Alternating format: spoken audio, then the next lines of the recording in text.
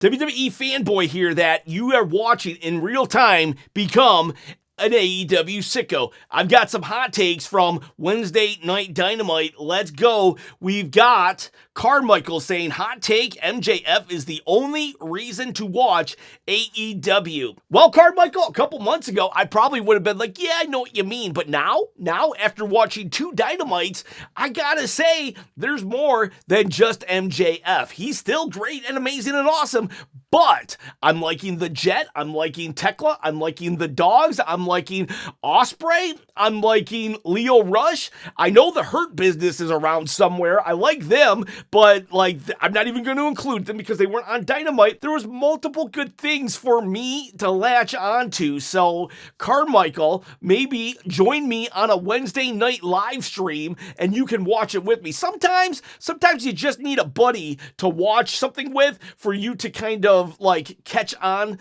what they're seeing. That Lemur says Speedball versus Kevin Knight slapped. The final spot was nasty. Yeah, the final spot was a little nasty. Mistakes happen, but like, ooh, just glad everybody's all right. But yes, Speedball Kevin Knight, actually really enjoyed it. Don't like that Kevin Knight joined Don Callis, and I do like Don Callis, but the jury's still out. Maybe it'll be the greatest pairing of all time. I just feel like Kevin Knight doesn't need it. From the little that I've seen of the guy, I feel like he does have the charisma to stand on his own, but the match itself was good. Not a big Speedball fan, but he does impress me with his in-work ability. So I'm in-ring ability. I'm like, I did like it. Seven Night Samurai says, did not think Mercedes Moné was coming back. You know what I like about Mercedes Moné coming back?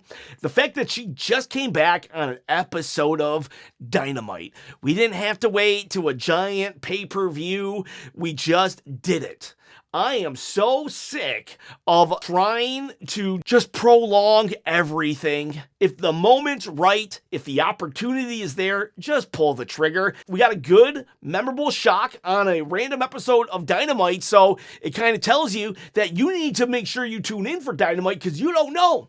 A huge return could happen on any given Wednesday, and I like that. Kid Wilkes says there's predictable, and then there's Mercedes Moné being the wild card and winning the Owen Hart for the second year in a row and winning the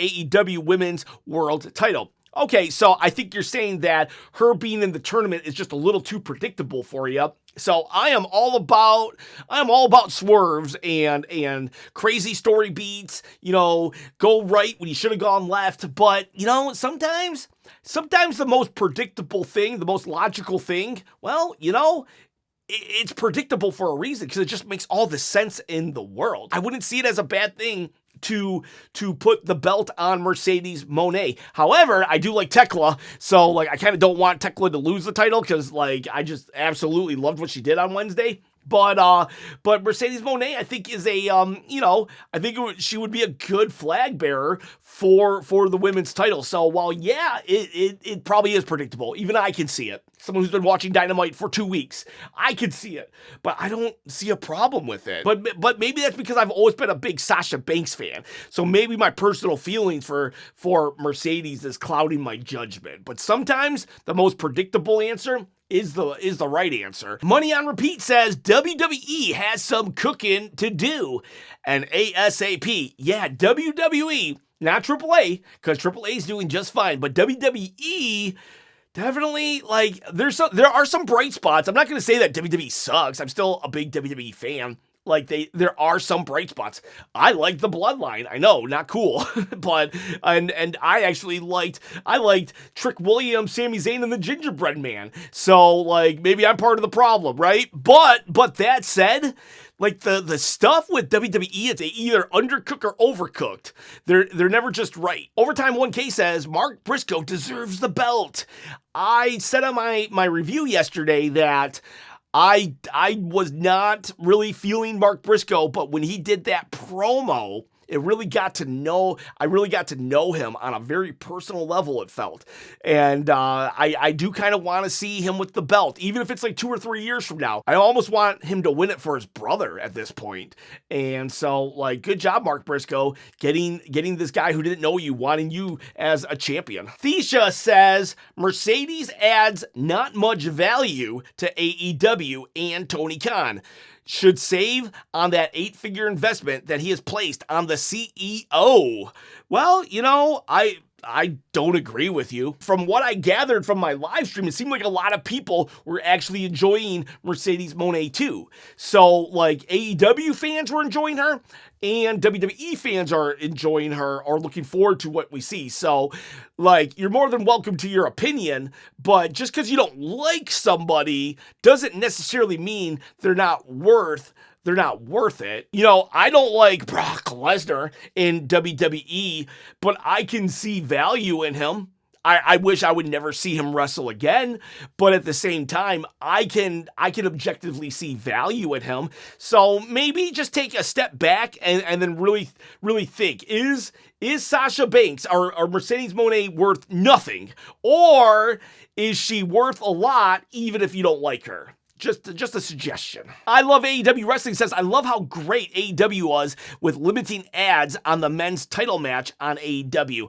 Honestly, AEW is really good at just limiting ads in general. They have long matches, right? They have really long matches in AEW, and they fly by.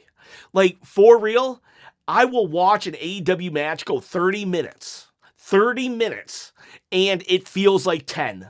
But in WWE, I'll watch a 20-minute match that feels like 45 minutes and not a good 45 minutes. And I think it's pacing, it's ads, it's getting right to the next thing, going, just consistently moving. Like, AEW is like a shark. It's always moving, while WWE is like, I don't even know. It's one of those, it's one of those turtles at the bottom of the ocean that just, its tongue out and just waits for the prey to come, and just, that's what WWE is to me. Woo, good thing I don't, like, do you guys want me to do scripts? Because if I do a script, I will never come up with analogies like that. Teddy Boy Ward says, difference between SmackDown and Dynamite. We saw Gunther come out at 10:51, and we know we'll see Paul Levesque's name in 8 minutes. Ospreay came out at 9:52, and it was supposed to be over at 10. Yeah, okay, I get what you're saying, and you are absolutely right here. There was, like, that SmackDown is just going to end at a certain point, and I don't even blame WWE for that. But an added bonus of AEW is that, so I think there's a 5-minute overrun with TBS shows, right? Or TNT shows. So it was like 9:58. So I'm like, okay, we got 7 minutes left. And then at 10:05, the match kept going. We went another 14 minutes. I had no idea when this match was going to end, and that added to my watching pleasure. That added to the experience, because now I just, after 5 minutes of the match just kept going, I just didn't know if it was ever going to end, and that was good, because I didn't know what to expect next. Theroven says, it's just not entertaining. What's not entertaining? AEW as a whole? Like, can you give me something specific? It's okay not to like AEW, it really is. But if you're gonna comment on a post that is like, give me AEW hot takes, then tell me what's not entertaining. What don't you like about AEW? And like I said, like, it's not even me going to attack you. Just give me something like, oh, like, you're a big stupid face.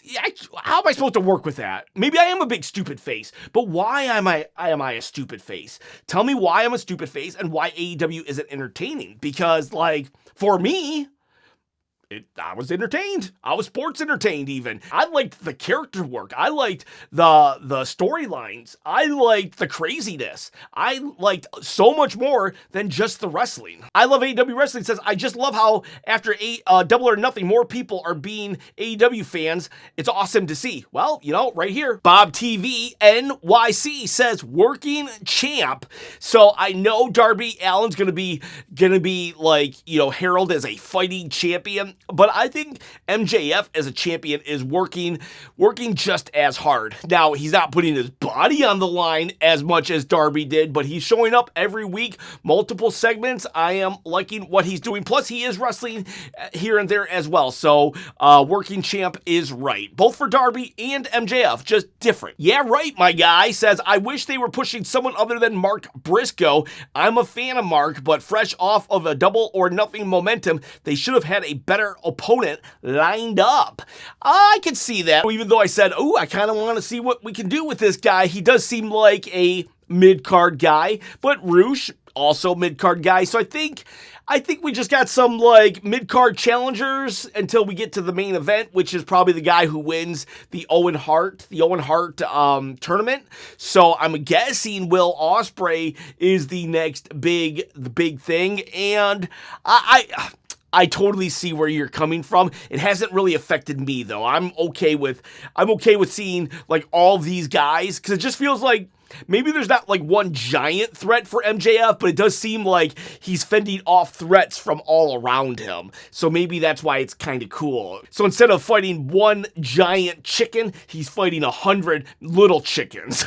That lemur says, hey Chop, you mentioned before that you prefer shorter matches to allow more story segments on TV time and longer matches on pay-per-views. With the pace AEW goes, do you think they have a good balance, or would you prefer more shorter matches for more story segments?